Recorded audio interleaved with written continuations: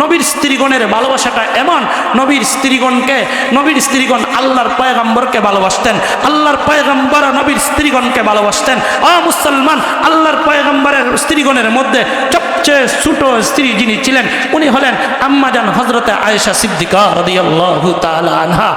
মুসলমান, ইমাম বুখারী রাহমাতুল্লাহি আলাইহি লেখেন, আল্লাহর পয়গম্বর 6 বছর বয়সে আম্মাজান আয়েশা রাদিয়াল্লাহু তাআলা আনহাকে বিবাহ করেছেন, 9 বছরে উঠাইয়া নিয়েছেন।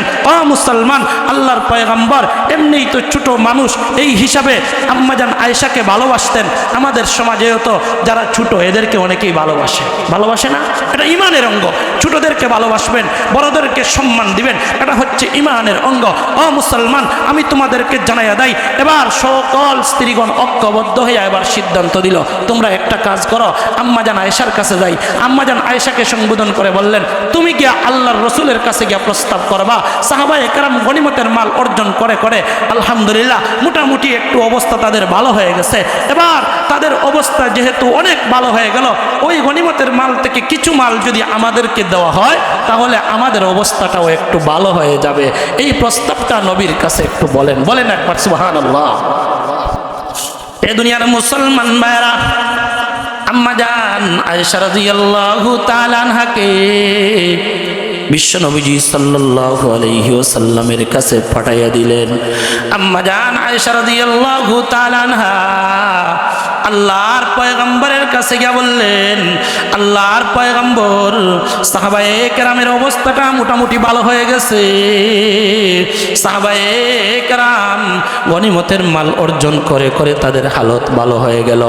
আপনি তো একজন সেনা প্রধান, আপনি রাষ্ট্রের প্রধান, আপনি চাইলে তো গনিমতের মাল থেকে কিছু অংশ মাল আমাদের জন্য বরাদ্দ করতে পারতেন।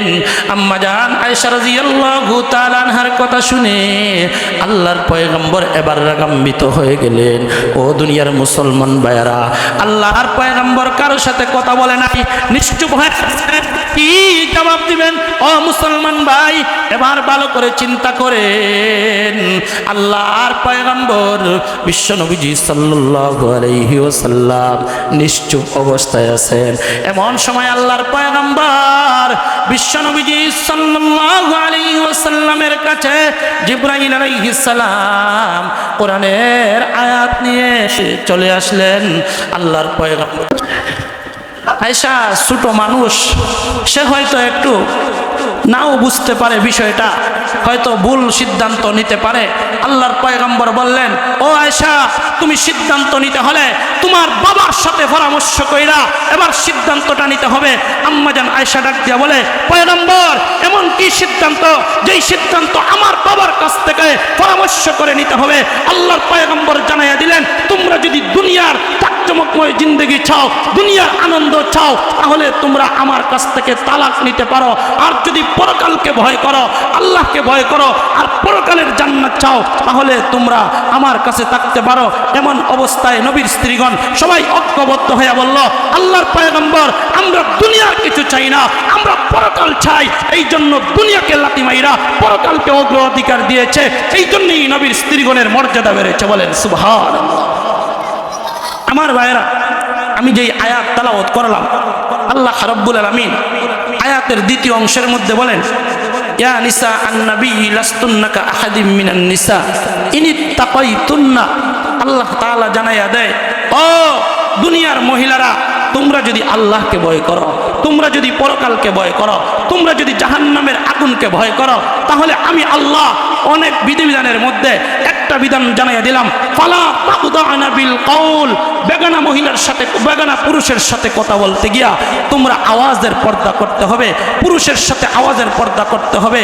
ও মুসলমান ভাইয়েরা, এবার কোন পুরুষের সাথে আওয়াজের পর্দা করবে আর কার সাথে করতে হয় না, মুফাসসিরিনে কেরাম এই জায়গার মধ্যে পুরুষগণকে দুই ভাগে বিভক্ত করেছে। এক প্রকার পুরুষগণ হলে বেগানা, আরেক প্রকার পুরুষগণ হলো এগানা। এগানা বলতে ওই সমস্ত পুরুষগণ বোঝানো হয় আপন ভাই, আপন বাবা, আপন চাচা, আপন আত্মীয় স্বজন, এদেরকে বোঝানো হয় এগানা। আর বাকি যেই সমস্ত পুরুষগণ আছেন দুনিয়ার, বাকি সবাই হলো বেগানা। এক কথায় যাদের সাথে বিবাহবদ্ধে আবদ্ধ হওয়া যায় এরা সবাই হলো বেগানা, আর জাতের সাথে বিয়ে বোয়া জায়েজ নয়, এরা হলো এগানা। আমি আপনাদেরকে জিজ্ঞাসা করতে চাই, দুলাভাই এগানা না বেগানা? কথা বলেন, দুলাভাই এগানা না বেগানা? আজকে যে আমাদের সমাজের মধ্যে শালি দুলাভাইয়ের সাথে রাতকে রাত ফিস ফিস করে কথা বলে, ও মুসলমান খালাতো গোরের ভাইয়ের সাথে কথা বলে, মামাতো গোরের ভাইয়ের সাথে কথা বলে, শালি দুলাভাইয়ের সাথে কথা বলতে বলতে এক পর্যায়ে এমন হয় বড় বোনকে রাইকা দুলাভাইয়ের সাথে শালি পলায়ন করে যায়। এমন সমাজে হয় কি হয় না? কথা বলেন, হয় কি হয় না? এর একমাত্র কারণ হয়েছে, ও মুসলমান, আল্লাহ তাআলা যেই বিধান দিয়েছেন সেই বিধানের উপর আমল না করার কারণে এখন সমাজের মানুষ তো এমন হয়ে গেছে, এখন দুলাভাই শালীকে স্ত্রীর মতো ব্যবহার করে, আর স্ত্রীরাও এবার তাদের ছোট বোনকে এমনভাবে কাছে বিরাইয়া দেয়, এমন অবস্থা তৈয়ার করে দেয় যেমন মনে হয় নাকি এখন আর পর্দা বিধানী সমাজে নাই। আমি আপনাদের সামনে বেশি সম্ভব কথা বলবো না, আমার ভাই চলে আসছেন, আর দুই চারটা কথা বলি। দেখেন, মহিলাদের আওয়াজ হলো 4 প্রকার। কয় প্রকার? কথা বলেন, কয় প্রকার? একটা হচ্ছে মিঠা আওয়াজ, আরেকটা হচ্ছে কর্কশ আওয়াজ। মিঠা আওয়াজের মধ্যে আবার 2 প্রকার, একটা হচ্ছে পরিপূর্ণ মিঠা আওয়াজ, আরেকটা হচ্ছে সামান্যতমের মিঠা আওয়াজ, আরেকটা হলো কর্কশ। কর্কশ আওয়াজ আবার হলো 2 প্রকার, একটা হলো পরিপূর্ণ কর্কশ আওয়াজ, আরেকটা হলো সামান্যতমের কর্কশ আওয়াজ। আল্লাহ তাআলা পরিপূর্ণ মিঠা আওয়াজকে নিষেধ করে দিয়েছেন, আল্লাহ তাআলা সামান্যতমের মিঠা আওয়াজকেও নিষেধ করেছেন, আল্লাহ তাআলা কর্কশ আওয়াজেও কথা বলা নিষেধ করে দিয়েছেন, আল্লাহ তাআলা সামান্যতমের কর্কশ আওয়াজে কথা বলাকে আল্লাহ তাআলা জায়েজ করে দিয়েছেন। বলেন সুবহানাল্লাহ। মহিলাদের আওয়াজেরও পর্দা করতে হবে, মহিলাদের আওয়াজেরও পর্দা করতে হবে। এখন তো আমাদের সমাজের অবস্থা এমন হয়েছে, এখন আর আওয়াজের পর্দা করতে হয় না। ও মুসলমান, এমন একটা অবস্থা হয়ে গেছে, এখন যে আওয়াজের পর্দা আছে এটা মহিলারা মনেই করে না যে আওয়াজের পর্দা করতে হবে, এটা তাদের দিলের ভিতরেই নাই। ও মুসলমান ভাইয়েরা, আল্লাহ তাআলা কোরআনের আয়াতের মধ্যে জানাইয়া দেয়, ফালা তাগদানা বিল কাউল ফায়াতমাআল্লাযী ফি কলবিহি মারাদ। তুমি যদি মিঠা মিঠা আওয়াজে কথা বলো, ও মহিলা, তুমি যদি মিঠা মিঠা আওয়াজে কথা বলো, তাহলে তোমার আওয়াজ শুনিয়া আরেকটা পুরুষ পাগল হয়ে যেতে পারে, যার দিলের ভিতরে এই জাতীয় রোগ আছে। এই জন্য আমার ভাইয়েরা, আমাদের মা বোনদেরকে বলতে হবে যে আওয়াজের পর্দা করতে হবে। যে এই বিষয়টা কথা বলতে চাইছিলাম, আগামী এই যে 14ই ফেব্রুয়ারি আসতেছে, আমাদের যুবকরা মনে করে এই যে 14ই ফেব্রুয়ারি আসতেছে এটা মনে হয় ভালোবাসার দিবস। ও মুসলমান, আমি আপনাদেরকে স্পষ্ট ভাষায় তার ইতিহাসটা বলতে চাই। এই যে 14ই ফেব্রুয়ারি আসতেছে এটা মুসলমানদের কোনো দিবস হতে পারে না। ও মুসলমান, 269 অথবা 270 খ্রিস্টাব্দে তখন রোম দেশে তখন ক্লোডাইস, সেই দেশের বাদশা ক্লোডিয়াস, তখন সেই জামানায় সে বলেছিল বিবাহ শাদী বন্ধ করতে হবে। সেই জামানায় কোনো বিবাহ শাদী চলবে না, সেই জামানায় কোনো বিবাহ চালি চলবে না। কারণ হয়েছে যুবকরা বিভিন্ন জায়গায় জিহাদের ময়দানে যাবে। যদি যুবকরা এবার জিহাদের ময়দানে যায়, সেই জামানায় লড়াই ছিল, যুদ্ধ ছিল, এবার যদি বিবাহ শাদী করে তাহলে যুবকদের শক্তি কমে যাবে, যার কারণে বলতেছে যে এখন বিবাহ শাদী করা যাবে না। সেই জামানার একজন পাদ্রী, যার নাম হলো ভ্যালেন্টাইন, এই কুলাঙ্গার সে কি করলো, নারীদেরকে বিভিন্নভাবে পুরুষদেরকে এবার যৌন শিক্ষা দেওয়া শুরু করলো। এক পর্যায়ে যখন যৌন শিক্ষা দেওয়া শুরু করলো, সেই জামানার বাদশা তাকে জেলের ভিতরে ঢুকালেন। জেলের ভিতরে ঢুকানোর পরে ওই জেলের কারাগারের প্রধানের মেয়ের সাথে তার অবৈধ সম্পর্ক হয়ে গেল। তারপরে তাকে ফাঁসির মঞ্চে 14ই ফেব্রুয়ারিতে তাকে ঝুলন্ত করা হলো। আর এই 14ই ফেব্রুয়ারিতে তারা তখন দিবস পালন করা শুরু করলো। আমাদের দেশে কিভাবে আসলো ইতিহাসটা যদি দেখেন, যায় পত্রিকার মালিক সে শফিকুর রহমান, সে 1984 ইসাই সনে যখন সে লন্ডনে গিয়েছিল,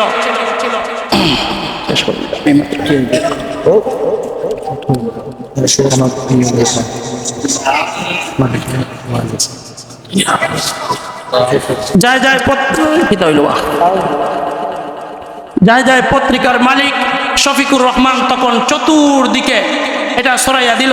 সে 1992 শেষে 93 প্রথমে এসেই 14ই ফেব্রুয়ারি পালন করলো। আর এইটা যখন প্রচার করে দিল, এই ধারাবাহিকতায় বর্তমান বাংলাদেশের চতুর্দিকে এখন বিশ্ব ভালোবাসা দিবস নামের এত বড় বেহায়াত দিবস, কুত্তা মুক্তির দিবস পালন করা হয়। ও মুসলমান, এই দিন পুরুষরা নারীদেরকে ফুল দেয় আর নারীরা পুরুষদেরকে ফুল দেয়। আমার পয়গম্বর বিশ্বনবীজি সাল্লাল্লাহু আলাইহি সাল্লাম আজ থেকে 1400 বছর পূর্বে মুসলমানদের হাতে একটা ফুল দিয়েছেন। সেই ফুলটা তার বাবাকে চাইলে দিতে পারে, তার মাকে চাইলে ফুল দিতে পারে, আত্মীয় স্বজনকে দিতে পারে। সেটা হচ্ছে আসসালামু আলাইকুম ওয়া রাহমাতুল্লাহ। তার মাধ্যমে ভালোবাসা তৈরি হয়। আমার ভাইরা, যাই হোক, যেই পর্যন্ত আলোচনা করলাম, আমরা সচেতন থাকব। আমাদের বোনদেরকে এই দিন 14ই ফেব্রুয়ারি আমরা মাঠে ময়দানে ছাড়ব না। এই দিন বোর্ডিংগুলা ভরপুর হয়ে যায়। এই দিন আমরা এইগুলা থেকে আমরা বের হয়ে আসব। এই দিনের গুনাই এই দেশ ধ্বংস করার জন্যই যথেষ্ট।